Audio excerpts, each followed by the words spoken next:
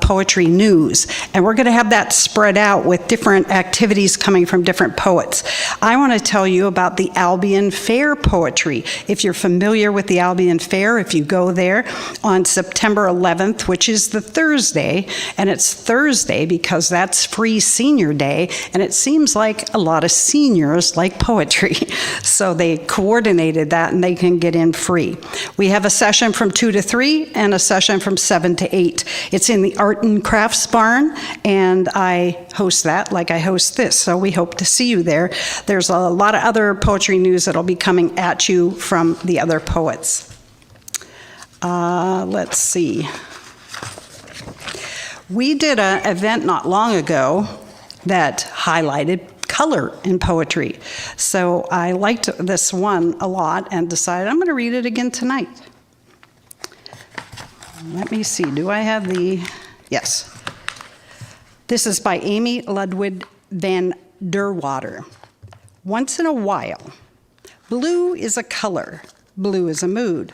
Once in a while, blue is a food. Today is July, blueberries are ripe, so my basket and I collect blueberries beneath brother sun, plucking blueness from bushes, half work, half fun. And once in a while, wrapped in blue sky, I imagine my berries in muffins and pie. Blue is not something we usually eat, but once in a while, blue is perfectly sweet. Thank you. A couple Saturdays ago, we had a dear friend poet in Erie who was in Erie for a long time and then moved to Arizona, Jeff Peterson. And so in his latest book, I wanted to read one of the Jeff Peterson poems I love, By the Book. For pain, I'll swallow pills and lie on the floor with a cold pack beneath me. My aim to get well and go out to manage my affairs. But the open book on the floor says it's best to use this downtime to practice silence and allow hope to happen. You're learning something, said a friend, but while you're learning it, you don't know what it is. Not knowing what it is, I believe, is called faith. All right, thank you. That was Jeff Peterson. The first poem up, let's call up Chuck Joy. Well, I forgot to ask. Second poet. I forgot to ask you if you needed to leave early. No, I would have told you for sure. But that's great, because I'm so excited. This is my favorite thing, and I know you don't like to make me wait, so I appreciate it. I brought this book with me. This is a book called Just Passing Through by M. Scott Douglas, and I was going to read a poem from this. I was going to cover Scott Douglas, but he's here tonight in person, so I think I'll leave that to him to display his poetry skills. I will mention the reason I was going to read a poem by Scott Douglas was because I'll be hosting him at Werner Books on Friday, August 15th, 6 p.m. at Werner Books. So put that in your calendar. You better get a thick calendar, I think. There's an awful lot going on, and it doesn't seem to be stopping, so good for us. There's a lot more news coming up, including from Scott, who'll talk a little bit about not only his, well, he's a publisher of Main Street Reg magazine and books, so he'll talk about magazine and books as well. So thanks for that. And so lacking the incentive to read Scott's poem, I'm going to start with one of my own. This is poetry history. The poem is called Bookends. Remember Poetry Scene? That poetry open mic with occasional featured poets every week? Erie Bookstore, East 13th Street? You might not remember an audio closet behind the stacks. Kathleen, our generous proprietor, granted me access. A CD machine back there played to the store. I ended up playing these 2 CDs, the same 2 CDs, one at the beginning, the other at the end of every little show. The first CD, jazz, instrumental. It's been long enough, I've forgotten exactly which album. I know it's McCoy Tyner, maybe Infinity. I'd begin that CD way early and gently bring it all the way down. When came the time to walk up past the rows of chairs to the podium and start the poetry. The other CD, rock and roll, the tragically hip, Phantom Power. The last of the gathering, apparently intending to read, having read, I'd take the stage, turn my back, announcing, if you want to read, come up now. And when no one did, I'd thank everyone and Kathleen. People would stand, improvising conversation, while I'd make my way back to the audio closet, punch up that first track, Poets, let that CD play to the end as we filtered out to the street. Those 2 CDs, bookends. Thank you. Now, I'm going to read 3 poems. The second one is a cue to more poetry news, which is exciting news. You'll hear more about it in the future. Sunday, August 24th at 1 p.m. in Poetry Park. Poetry Park. Everybody knows where that is. I think the address is 636 East 22nd. In fact, I'm sure that's the address. Put it in your navigation. But parking will be impossible. Bring your own chair. Bathrooms will be at the Polish Festival, which will be co-occurring across the street. It's going to be all acoustics, sit around in a circle, read to each other. There'll be 5 poets. I'll host Matt Borzon, Mary Ellen Dahlkemper, who's here tonight, Barbara Crone, who's often here, and Joe Kroll, who's never anywhere. So it's a pretty exciting group, plus an open mic. And this poem has nothing to do with that except it's about a park. It's in the title. It's called Fabulous Park. An owlish frog hopped from a pond toward the bench where sat a beautiful lady, a book of poems open on her lap. The lady startled at the frog's approach, his large, somehow sensitive eyes, his flickering tongue. She gasped when he spoke. Kiss me, croaked the frog. You will be happily surprised, and I shall be saved. Speechless, the lady shook her head, an action she came bitterly to regret. Since that day, owlish or not, no frog ever spoke to her again. Fabulous Park. Thank you. So that's a little bit like Poetry Park, but I don't know if they have frogs. Okay, now I'm going to close with this poem. I have a lot of poems. This is one I wanted to read tonight. I don't think I've read it here before. It's about an event that's very important to every one of us, but very rarely described. This poem is called Conception. I have approached the event with poetry before, but never so directly. I imagine 11 o'clock Friday night, an alternative to hearing a show on the radio, home early, big band night at Chrysler's Supper Club, Tommy Jones Orchestra. There had been dancing. Their place, 4th floor, an elevator building 2 blocks from the hospital. a pretty spare sitting room, a kitchen, a white enameled table belted with chrome, a window open to a courtyard, the bedroom, party clothes dropped on a chair. Half a year back from a long turn away, the South Pacific, far from the uproar of New York. They seemed to enjoy living together. A trim young woman, a tall young man, as sure as they could be. Years later, a gifted singer sings his own songs. Idiot Wind, Bob Dylan. He sings, "I can't help it if I'm lucky." Thank you. Thank you, Thasia. Appreciate it. Thank you, Chuck, for talking about the Erie Bookstore.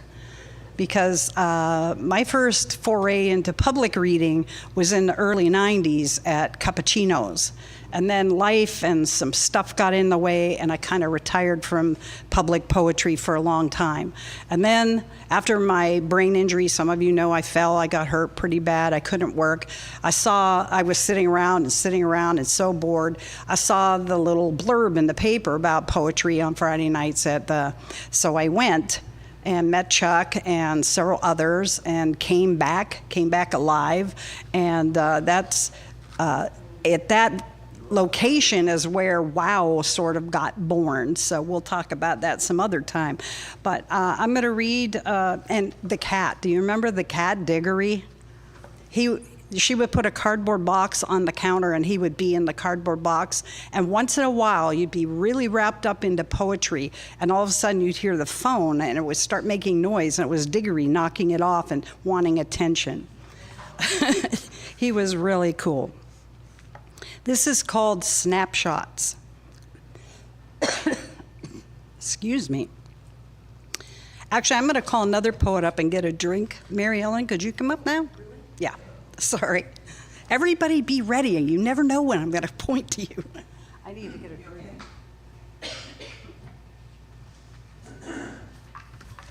Hi, I'm Mary Ellen. And I have been experimenting with some poems.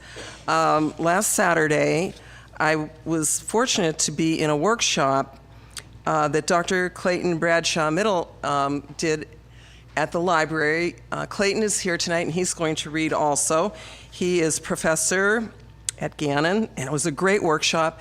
And so the topic was Ars Poetica, one of the topics, the art of poetry. And he asked us to do an exercise where we would write about what poetry meant. So it's very broad topic, and we looked at some poets who have written Ars Poetica. So I became obsessed. I told him I went home and became obsessed all weekend with this poem. So here's my Ars Poetica. My preserver safely buckled, I slide into the primeval pond.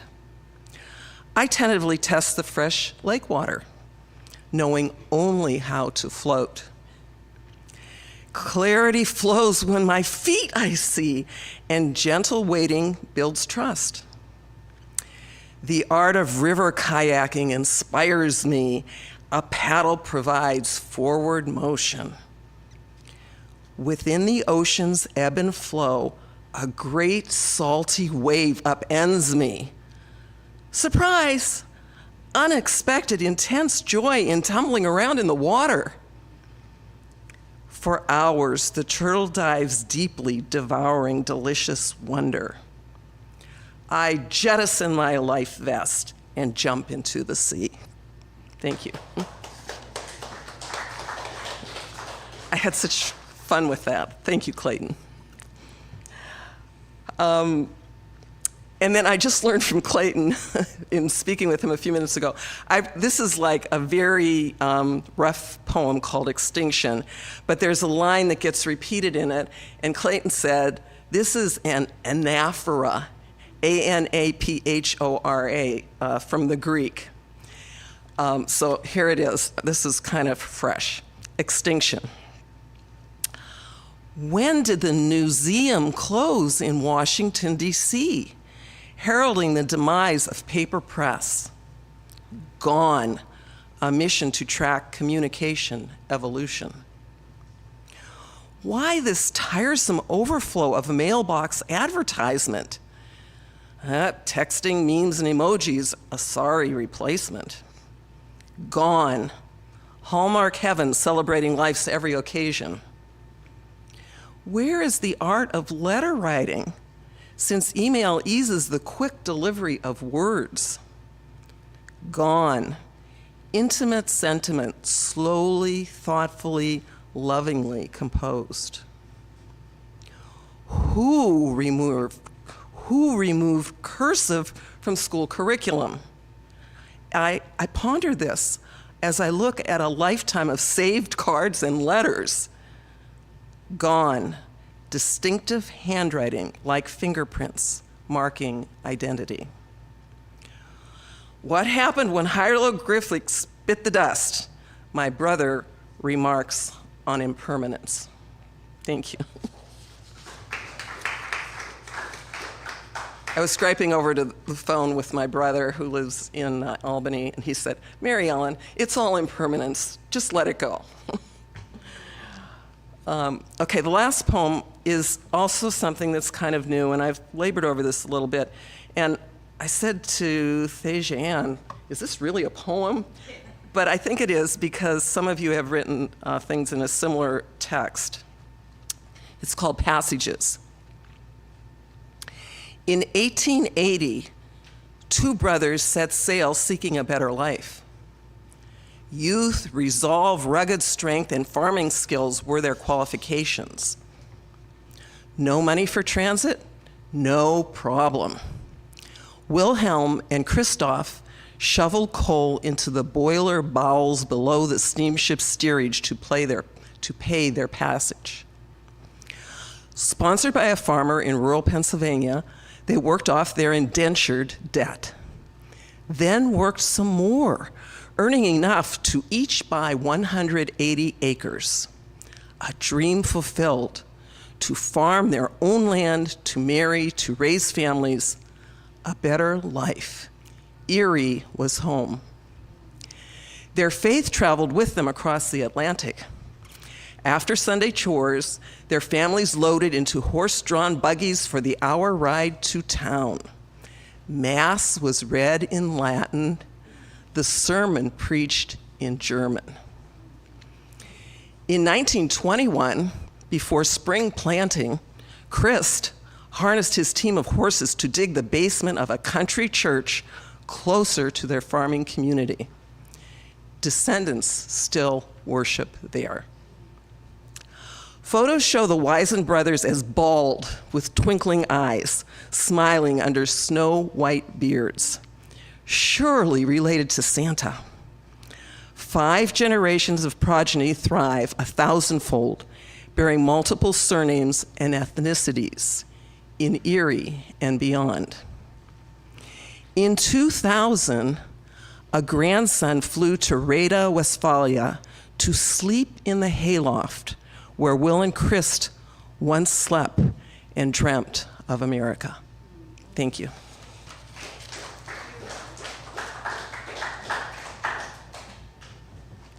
And as often happens, when somebody reads something, then I realize, oh, I got to read this one. So your one about talking about letters and letter writing. The Note. In 1968, my 2 girlfriends and I stood on the corner outside of school the last day of classes, and we joked about going to school in 1969. We huddled together and carefully unfolded the note. The paper was pressed in half lengthwise and then in half lengthwise again. Bobby had then taken the long, thin column and creased it triangularly all the way up the long paper white formation, and then finally tucked that last 1/4 inch inside itself. After taking her time undoing as to not tear the precious piece, Charlene smoothed the lined notebook paper across her thigh with her hand. Finally, after inhaling deeply, she repeated what she read. Charlene, I really like you. Bobby. We giggled like schoolgirls because, after all, that's what we were. I remember this some 45 years later, and I wonder, will girls from today remember a text the same way? No. So when you read yours,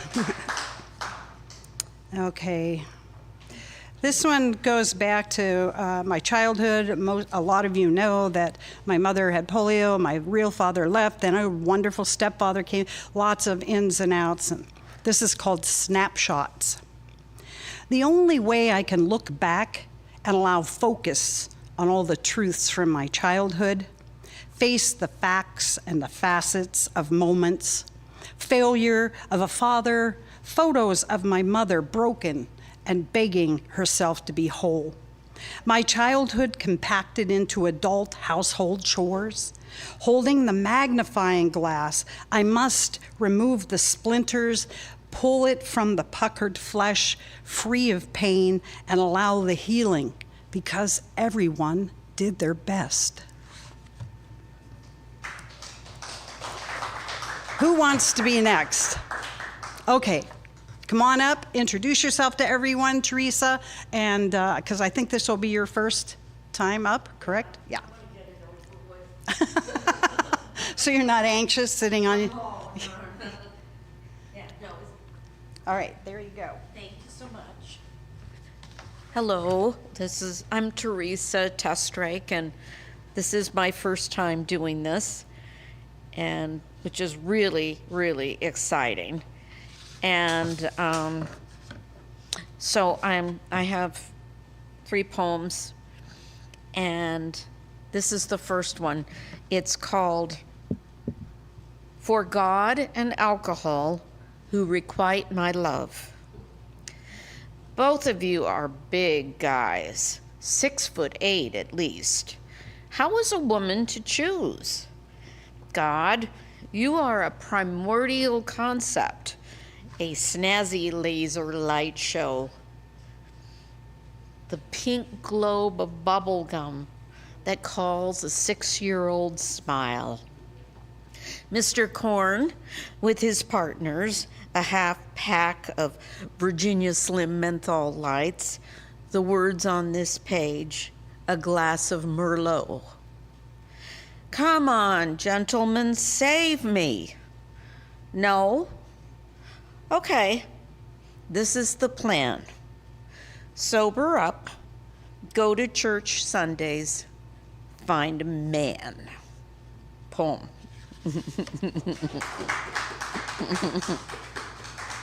Okay. Okay. This is an example. I really, I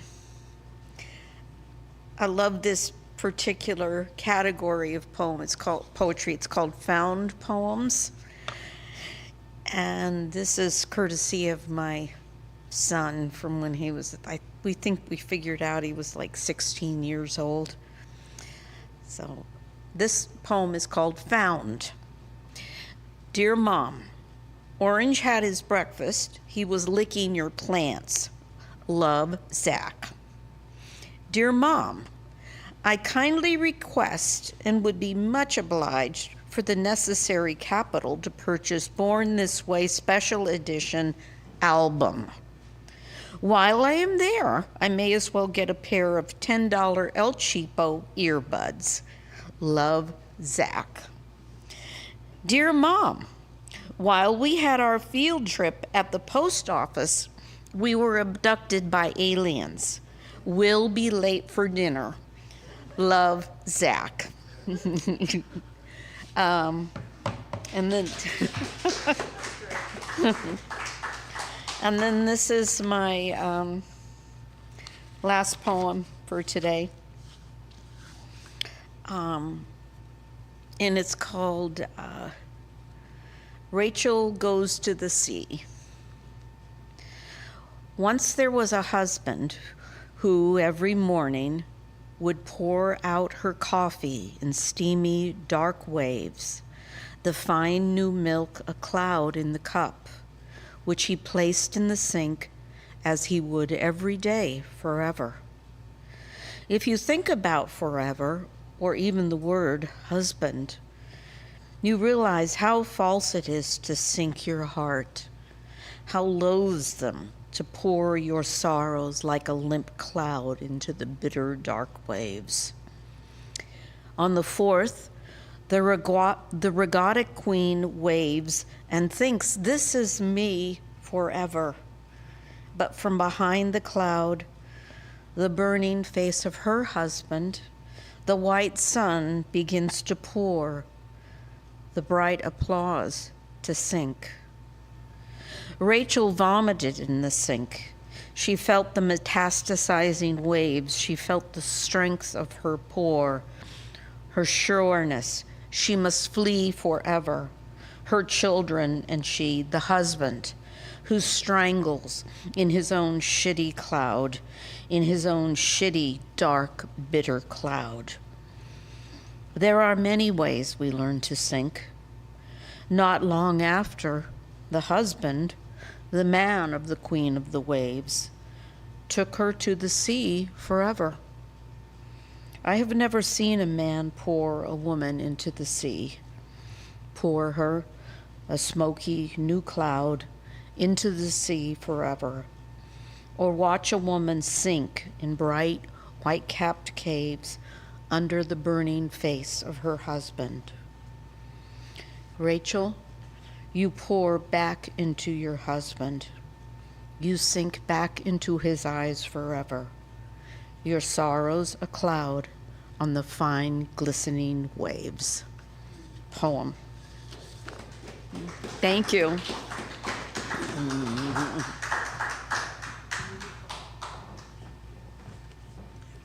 So last week, I had a summer gift. My best friend since second grade, one of the people that was in that poem, was up for a week. But she's from here, and her whole family is from here, so I don't get to keep her for a week. So we sneak away and we get our little moments, and we go to Panos for breakfast. She gave me this book, Love Poems from God. We pray for each other's family all the time, and I just wanted to read this one because I thought, first of all, I had a preconception of what these poems might be before I opened it up and started reading. This is not what I thought. Hey, the grass beneath a tree is content and silent. A squirrel holds an acorn in its praying hands, offering thanks, it looks like. The nut tastes sweet, and I bet the prayer spiced it up somehow. The broken shell falls on the grass, and the grass looks up and says, "Hey!" And the squirrel looks down and says, "Hey!" And I have been saying "hey" lately to God. Formalities just weren't working. All right, who wants to come up next? No fighting, no pushing each other out of the way. Okay, Gary, oh. He's got higher up than you did. You're next.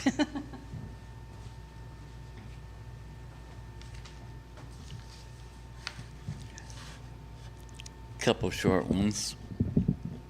The first one, Morning Praises. Blessed is my alarm clock, for it drags me out of the unconscious world of dream adventures into the reality of consciousness, saying, "Wake up, you're not dead yet." Blessed is my commode, for it lightens my load, because dumping the past makes for a freer today. Blessed is my shower, for it washes off the bed stink and reminds me through my skin that comfortable is somewhere between too hot and too cold, and that moderation depends on how I fine-tune the settings between extremes. Blessed is my toothbrush, for it frees me from a night's worth of stale breath, preserves my ability to chew, and wakes up my mouth to new flavors.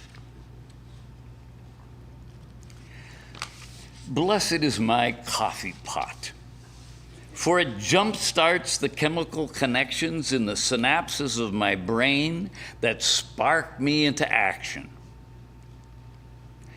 Blessed is my favorite shirt, for its threadbare comfort makes me glad that I have outgrown the need to be proper and stylish.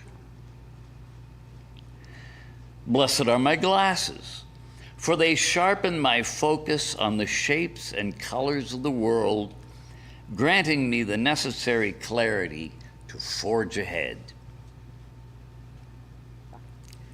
Blessed are my morning rituals, for they allow me to begin each new day knowing that I am healthy and curious and ready to grow into the next stage of who I am becoming.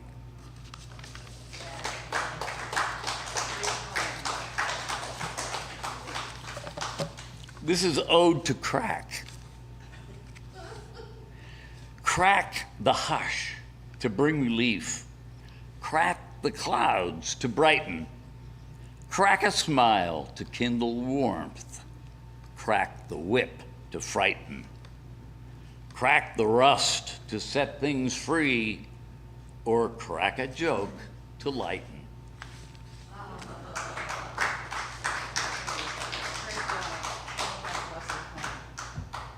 I love that blessed poem. This is out of Main Street Rag, and next up we're going to have the man behind it. But I'm going to read a poem out of Main Street Rag first. This is by Colleen Harris of Laredo, Texas. I know why she writes.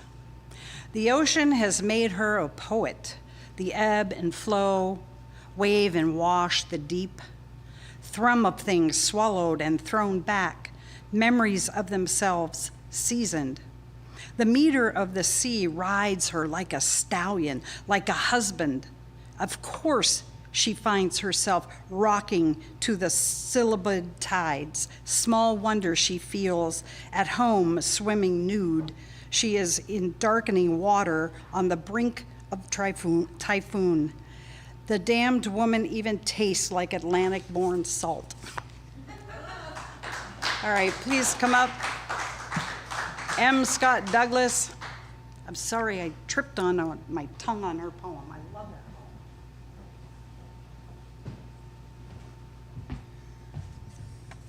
poem. Well, I have a couple announcements too. My name is M. Scott Douglas. That sounds so pretentious when you start with an initial, but there's a story behind that. I am the publisher and managing editor of Main Street Rag, and we publish a quarterly literary magazine, which Thasia was just reading from. And if you look at the back, there's a picture of Chuck Joy, because he's interviewed in this issue. And this issue will be available.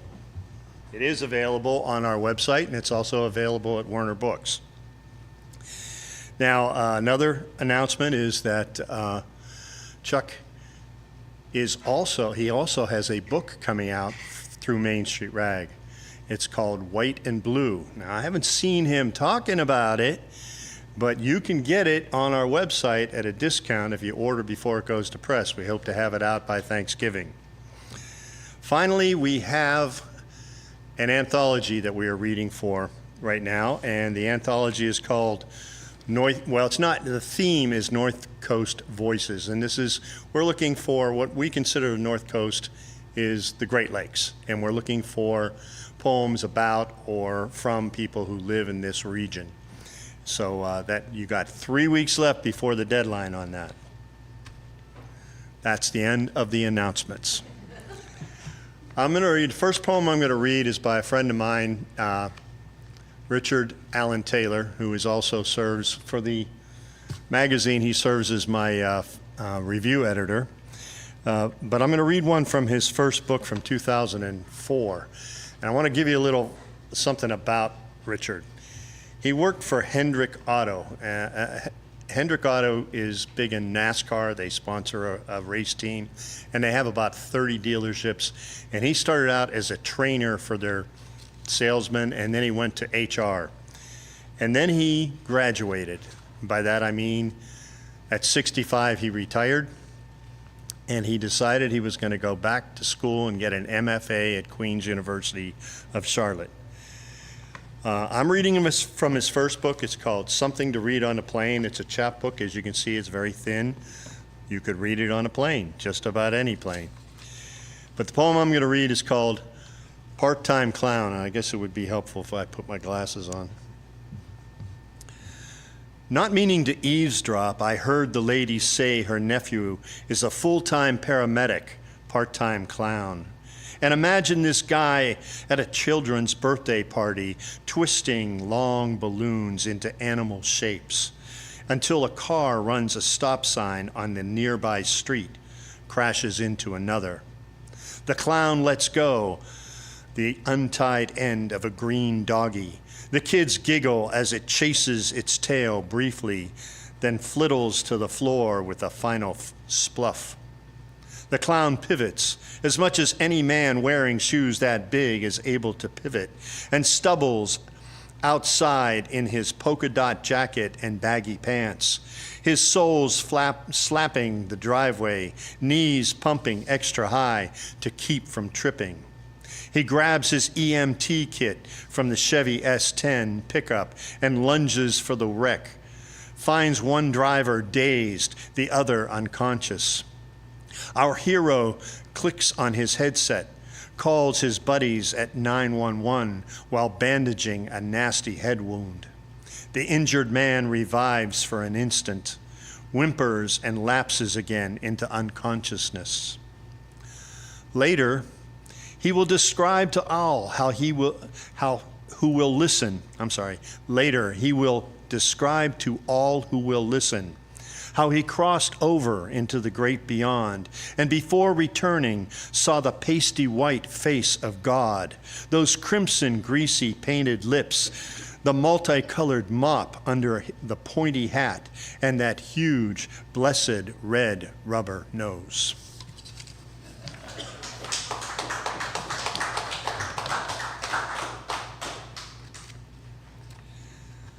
So, as much as that was amusing, this is not. It's called Piggy Park. It comes from one of my early books called Auditioning for Heaven. It was published by the North Carolina Arts and Science Council. Piggy Park is a restaurant in Columbia, South Carolina, and I will let the poem do the rest of the work. Maurice don't understand what all the fuss is about. He been flying that Confederate flag over his restaurant for 20 years or more. It's his restaurant, his heritage. Who gave Food Lion or Walmart the right to yank his barbecue sauce from their shelves? They's infringing on his inalienable right of self-expression. He wants all God-loving Christians who value freedom of speech to demand that bottles go back on the shelves. I see him on TV and in the paper crying injustice in the same shrill voice of the zealots who protested a crucifix in a jar of urine, but said nothing about a burning cross on another man's lawn.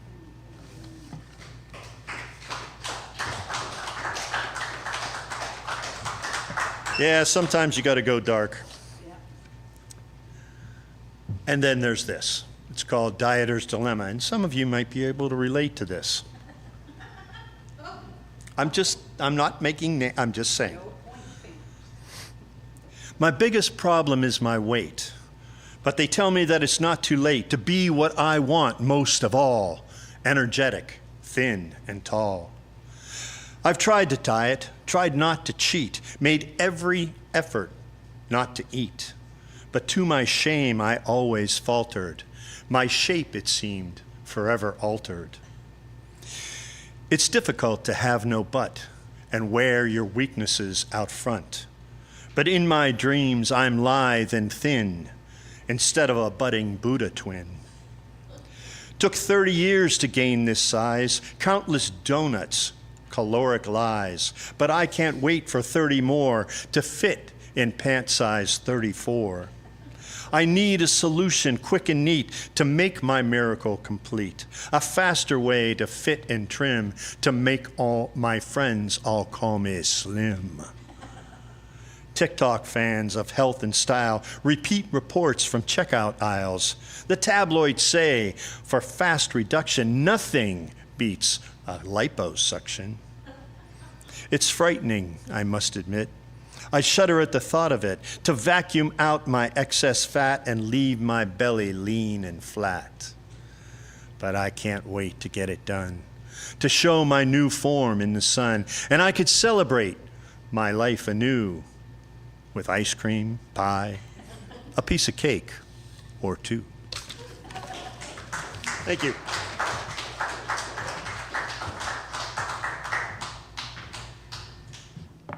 I resemble that remark.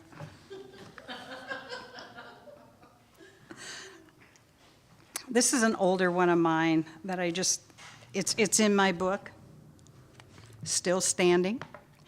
And it's older, but I think it still fits. I was a tall taper candle once with a shiny golden holder, and everyone admired me. I was something with a bright flickering light atop me. I gave off illumination and guidance. Then slowly, surely, there'd be a drip, then another drip. Drips added to drops to make a wax stream down my side like a wicked scar from trying too hard. The warm, soft wax then puddled around my bottom until I became shorter with a smaller flame. Then drip by drop, shorter, until now I fear I may be going out. Next up, Clayton. Come on up. We waited for you.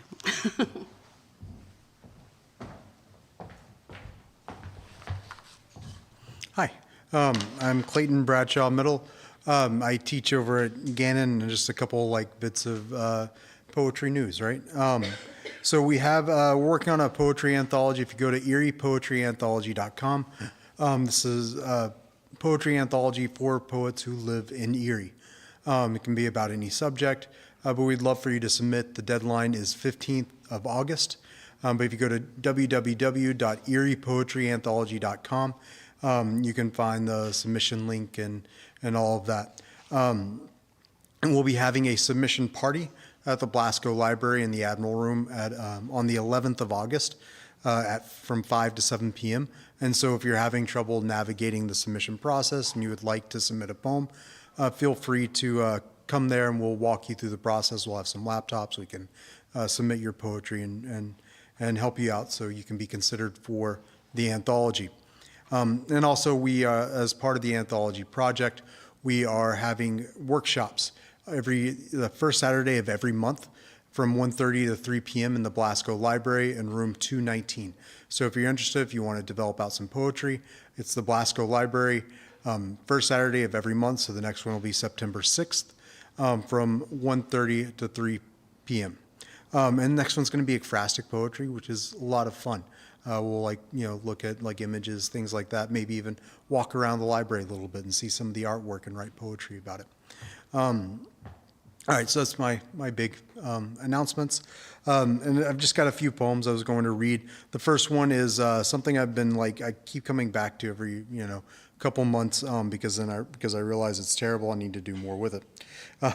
But it's something that's in conversation with a Robert Bly poet I absolutely love. And it's called America Dreaming. Down the street from my house, there's a mom and pop coffee shop bought out by a hedge fund and excavated by a bulldozer that has turned over its foundation to strip mine the last gold flecks. The homeless guy from the corner burrows a moment in the leftover mud, warm until broken concrete drops on top his head, and the president calls him housed. Wobbling gunfire smokes my living room for days. It is background noise while I binge watch The Wire. And there's red poppy wreaths where my health care is supposed to be. A white painted statue directs traffic around the sinking pothole as a Labrador pisses on its leg in an attempt to own something, anything in this country. And Gen Z brain rots away at night, hungering to rebel against collective AI hallucinations, and conveyor belts break like foam and fire missiles that have been suffocating in underground vaults. It just has a long way to go, the more I look at that. But, if you have ideas, please let me know.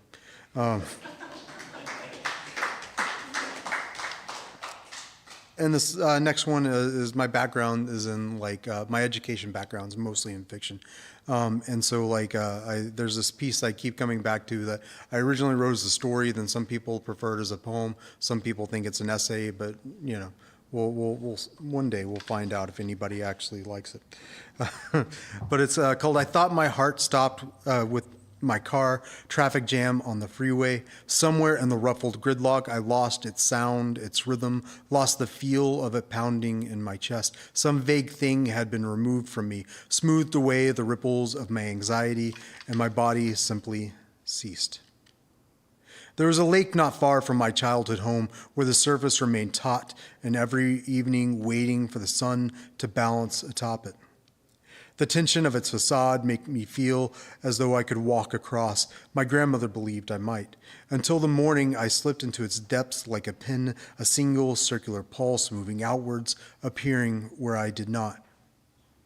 I saw a rabbit escape its hutch in a flash of moonlight. They pushed themselves out, the chicken wire birth of fluff and expressionless fear.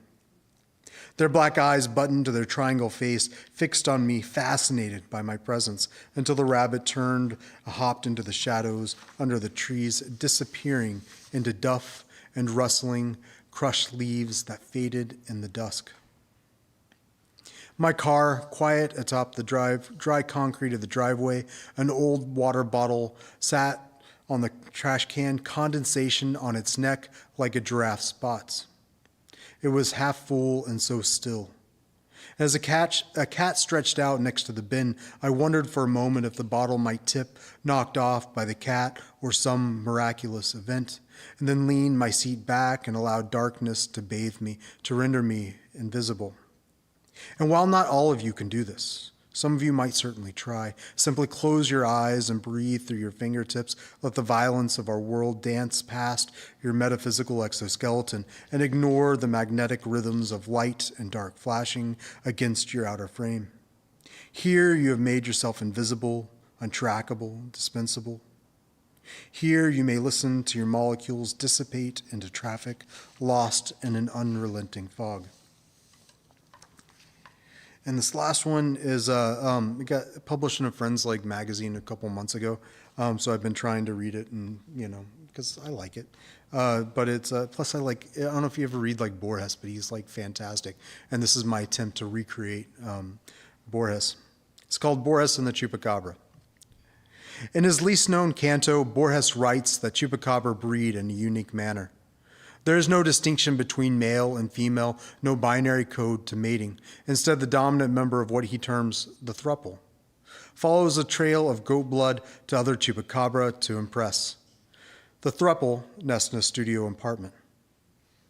From the squareness of the space, a chupacabra is birthed and competes for attention distributed by the greater polycule. And the largest known chupacabra polycule, Borges claims, is in Seattle. I question his assertion because I've never seen a chupacabra that far north. All right, thank you.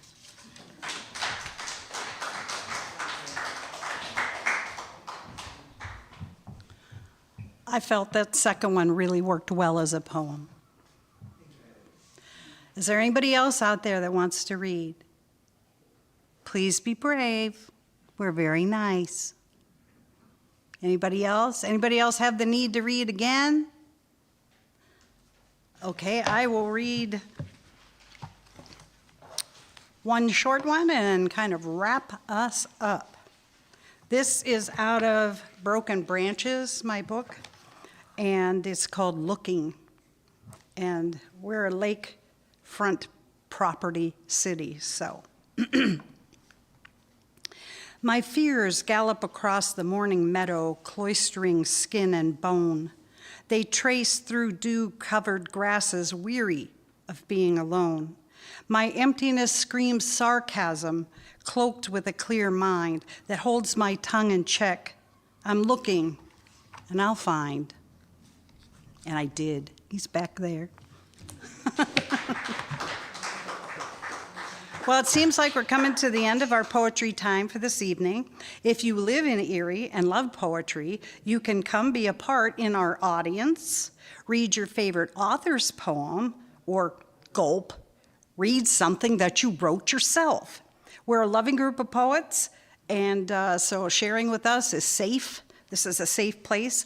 So join us or tune in. September 3rd is the next Poets Know It, and this is Poets Know It out.